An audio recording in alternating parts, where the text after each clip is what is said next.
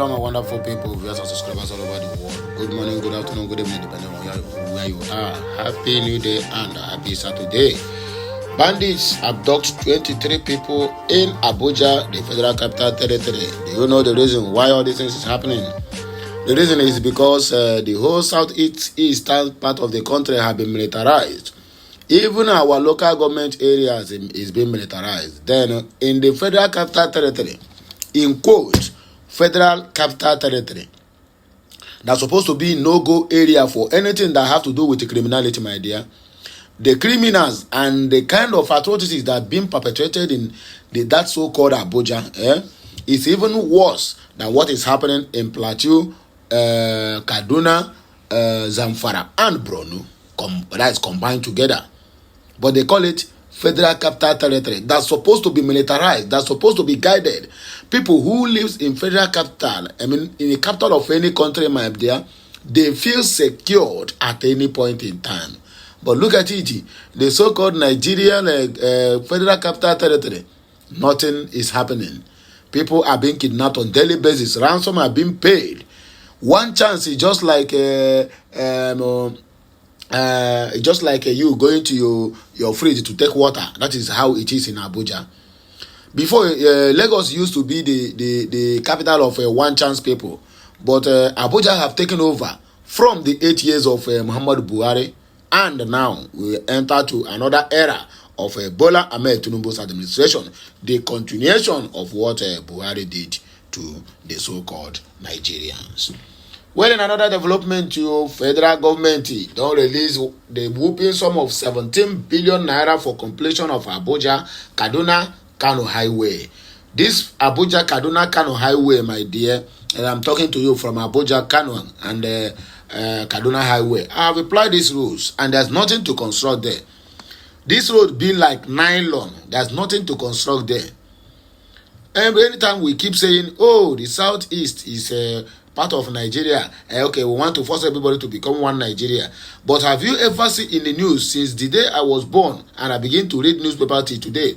I never see where they say federal highway from Abuja linked to Okene, to Abo, to Anambra, down to Port Harcourt have been completed with a whooping sum of money. It will be only Abuja Kaduna Kano, Abuja Kaduna Kano, Abuja Kaduna Meduguri, Abuja Kaduna Kogi, Abuja Kaduna Niger, Abuja Kaduna Niger. They are even constructing road from Nigeria to Niger, whereby even where the money being used to do all these things is coming from that same southeastern part of the country, whether you call it old eastern part of the country or new eastern part of the country. I mean, whether you call it old eastern Nigeria or you call them new eastern Nigeria, which is the Biafra land. And you tell me that, this is one Nigeria. One Nigeria in a country whereby people who have the resources are even poorer. And people who don't know how the resources come from are the one enjoying that thing. And they say it's normal. In Zamfara State, we have catalogs of golds, even diamonds. But the Hausas or the Fulani said it is for their own state, not for the country. And nobody is there, go there. And we are applying one Nigeria. One Nigeria, my foot.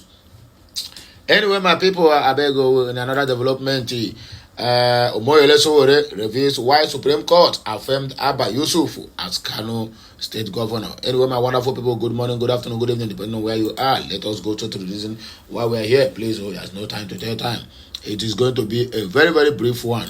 The reason why the crime is very high in Abuja is simply because all the home military and police, we're supposed to guide those places, my dear. They don't send them to southeast. Even in my own backyard, they have a police checkpoint in Imo State, Low Imo State. In my backyard, in locality for that matter, that don't even have road, they have the mount checkpoint. But look at Abuja. Abuja is vulnerable to thieves. 23 persons were kidnapped on Thursday when a group of bandits estimated to be in their 40s raided the Kawu hamlet in the Guarilo area or council of the Federal Capital Territory, which is Abuja. Speaking about the incident, The area's councillor and deputy speaker Abdulmin Zakari stated that the gunmen entered the community on Wednesday after traveling from Kuyare Forest in Kaduna State, from Kaduna Forest down to Abuja. He said that they divided themselves into two groups and some went into the palace of the district head, Abdurrahman Ali, where they abducted his son Lukman and his wife, whom he married 2 weeks ago. Others attacked the compound of Al-Hassan Kawu, the Marafa of Kawu, and the former PDP chairman of the Kawu ward. They abducted him along with his 4 children. He further revealed that the bandits also went into the compound of the Sarikin Pawankawu, Gambo Power, and abducted him alongside his 2 wives and some children. Confirming the incident, the spokesperson of the Federal Capital Territory Police Command, Josephine Ade, detailed that the assailants escaped into Kaduna after raiding the area. Some unknown hoodlums stormed Kawu village, a bordering community with the Kagaku local government in Kaduna State, and kidnapped people. The truth is that the miscreants raided that general area and escaped into Kaduna State, she said. Okute News understand that this tragedy occurred within 24 hours after it was reported that terrorists had kidnapped 85 people at Katari in the Kacha local government area of Kaduna State along the Kaduna-Abuja road. In a similar vein, gunmen posing as a military personnel reportedly broke into the Sagwari Estate layout in Duse Alhaji neighborhood of the Federal Capital Territory Abuja on Sunday and abducted 11 people.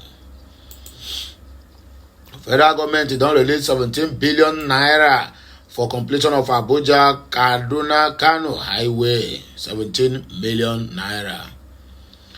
President Bola Ahmed Tinubu-led government has approved the release of the sum of 17 billion naira for the completion of the Abuja Kaduna Kano Highway project, Nigeria News understands.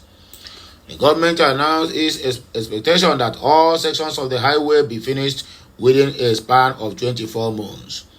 The Minister of Works, David Umahi, revealed this information while inspecting the Abuja-Kaduna section of the highway.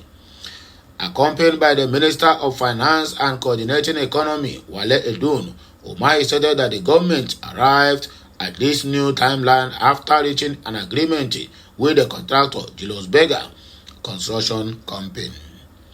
It is worth noting that the minister has previously pledged to complete the road this year, but now the focus is on ensuring its completion within the next 2 years.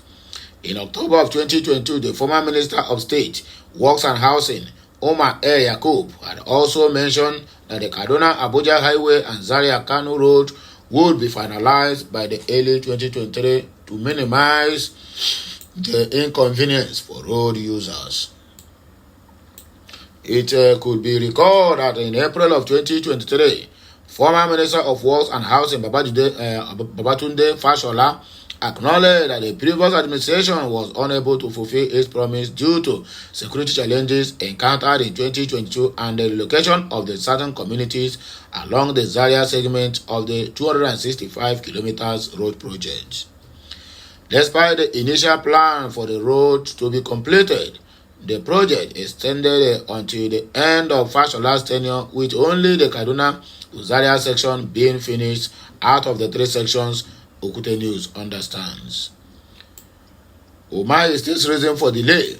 During the inspection earlier today, David Umar attributed the delay to a lack of funds but assured that the government remained committed to completing the road on schedule.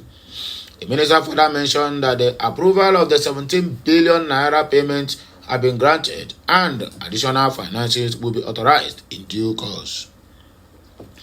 This is the second time I have inspected this road since we came in, and it shows you how much Mr. President is in touch with the happenings all over the country. He directed us to move in and provide lasting solutions here.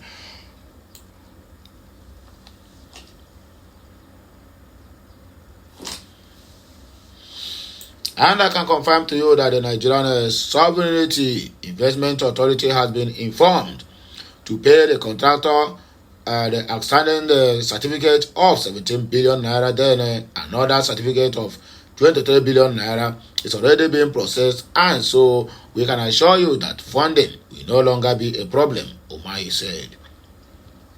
The former governor of Ebonyi State revealed that the rationale behind the scheduled date stated that Julius Berger had committed to finishing 15 kilometers per month, thus necessitating the charge. According to David Umahi, we are looking at 24 months to finish the project. It can only be Berger that will finish in 24 months. So with an assured financial model by the Minister of Finance, it will be completed. The total section of the 290 dual way is uncompleted, but if we look at the total 4 sections, we are looking at 15 kilometer completion every month, which is very serious and a tall order. The total road length is 375 kilometers, which is equivalent to 750 kilometers of dual lane. Now, Kaduna to Zaria is completed. We have only 20 kilometers left between Zaria and Kano. We are looking at the redesigning it with concrete pavement already. The contractor is aware. I know we have the issue differences in the terms of reviewing the contract price, but we have sorted all that out, and I'm happy we have progressed. We have sent the geotechnical team to re-examine the strength of the subgrade, Umahi added. In his remark, Edun emphasized that Bola Ahmed Tinubu considers the prompt completion of the road as a paramount objective. Tinubu recognizes road infrastructures as a crucial factor in rejuvenating and stabilizing the nation's economy, the minister noted. Furthermore, Edun highlighted that infrastructure holds immense importance for this administration and plays a vital role in reducing food prices by facilitating efficient transportation and smooth movement of agricultural products. Edun said, as the coordinating minister of economy, in line with the mandate of Bola Ahmed Tinubu, we are here to get commitment from the contractor and encourage them, according to Wale Edun.